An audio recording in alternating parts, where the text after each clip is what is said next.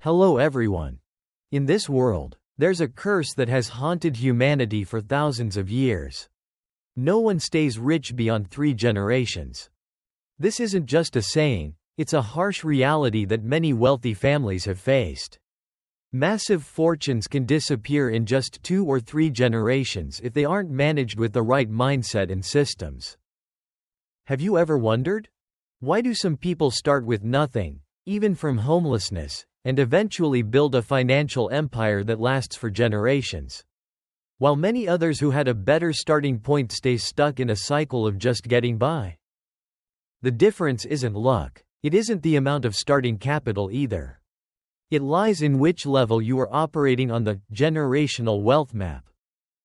In today's video, I'm going to clearly break down the 5 levels of financial transformation, along with real-world examples from famous individuals and families.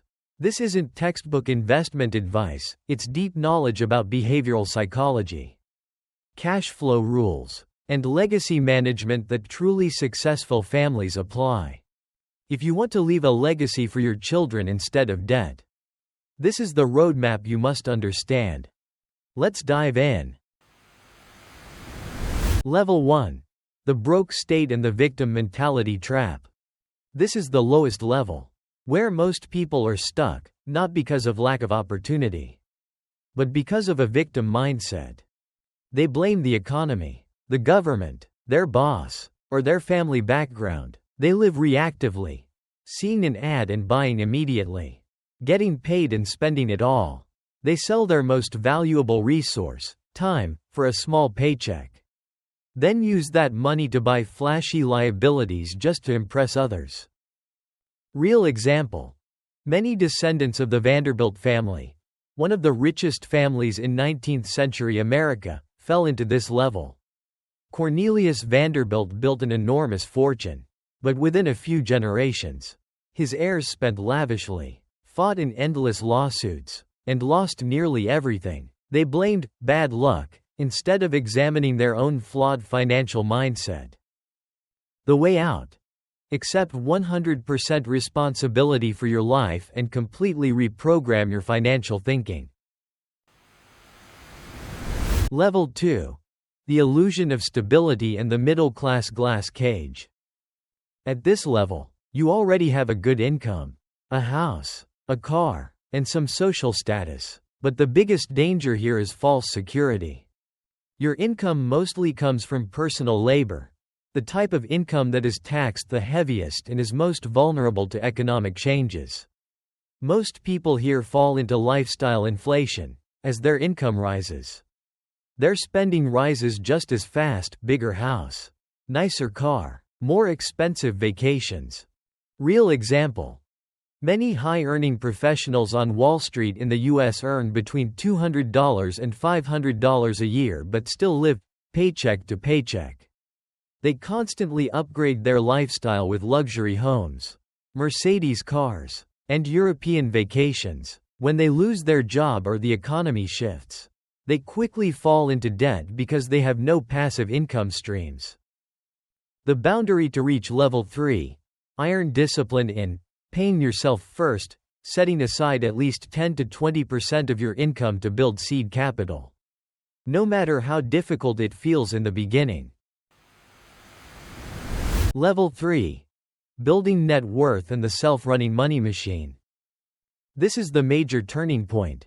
You stop chasing active income and become obsessed with building your total net worth.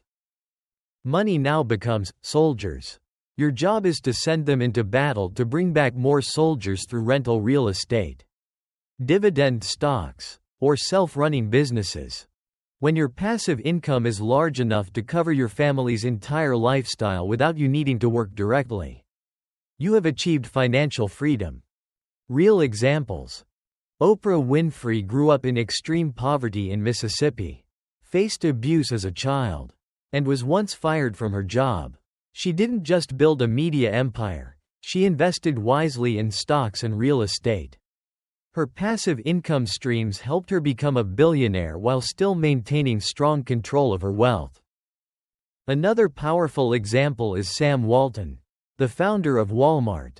He started with a small variety store in a tiny rural town, lived extremely frugally, and reinvested almost every dollar back into the business.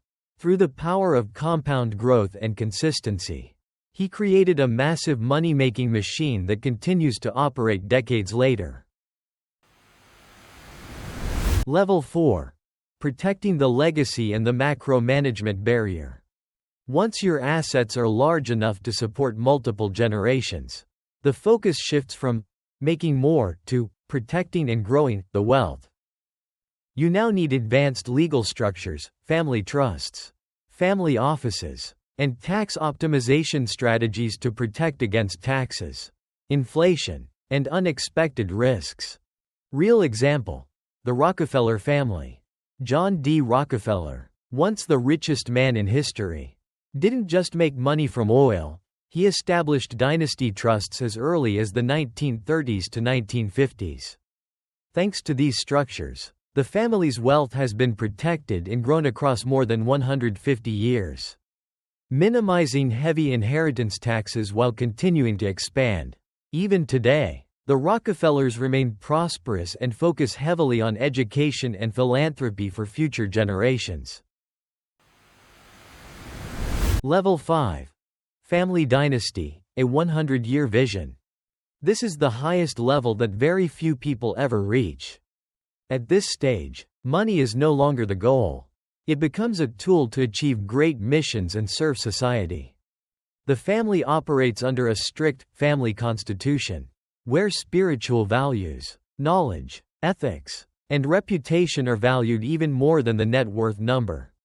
Real example: the Walton family, currently the richest family in America with collective wealth estimated between $250 billion and over $400 billion.